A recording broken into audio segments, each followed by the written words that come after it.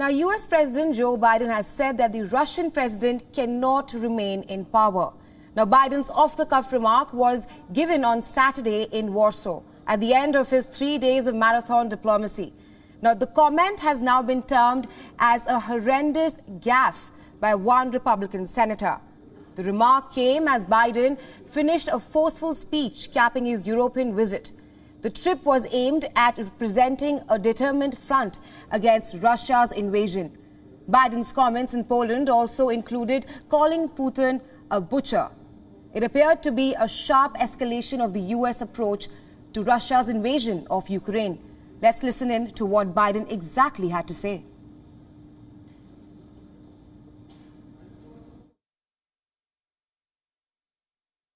We will have a different future, a brighter future, rooted in democracy and principle, hope and light, of decency and dignity, of freedom and possibilities. For God's sake, this man cannot remain in power. Now, interestingly, the US president contradicted his own comments a day later on Sunday when questioned by reporters if he had been calling for regime change in Russia. Biden responded an emphatic no. But his earlier comments had already instantly around the world. Putin's spokesman, Dmitry Peskov, denounced the remark. He emphasized that it's not up to the President of the United States and not up to the Americans to decide who will remain in power in Russia. Meanwhile, the French president warned that such language could escalate a conflict the United States and its NATO allies have sought to contain at all costs. In fact, Biden's remarks have sent ripples across the White House as well. It quickly jumped to their president's rescue. It has clarified that Biden was not advocating regime change in Russia. So much so, United States Secretary of State Antony Blinken has also denied Biden calling for Putin's ouster. This is what Blinken had to say while he was in Jerusalem. Listen in.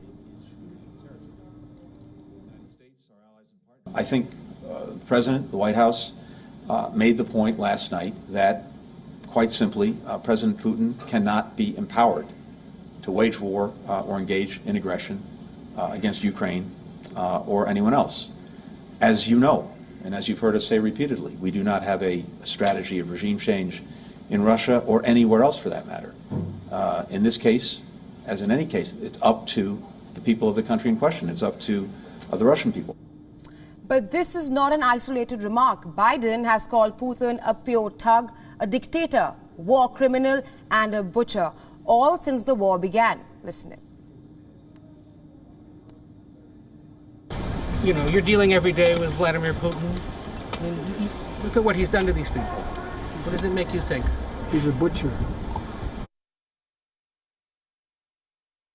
My generic point is that, now you have Ireland and Great Britain and the Republic standing together against a murderous dictator, a pure thug who is waging an immoral war against the people of Ukraine.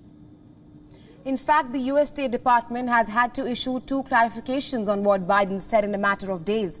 The first was when Biden said that there will be a response in kind if Russia launches a chemical attack on Ukraine. The remarks were made at a press briefing in the NATO headquarters in Brussels. And barely a day after that, the White House National Security Advisor Jake Sullivan had to clarify to reporters that the United States had no intention of using chemical weapons under any circumstance.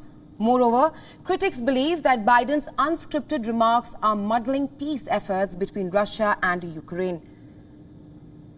Biden's statements could undercut the new round of Russia-Ukraine peace talks in Istanbul.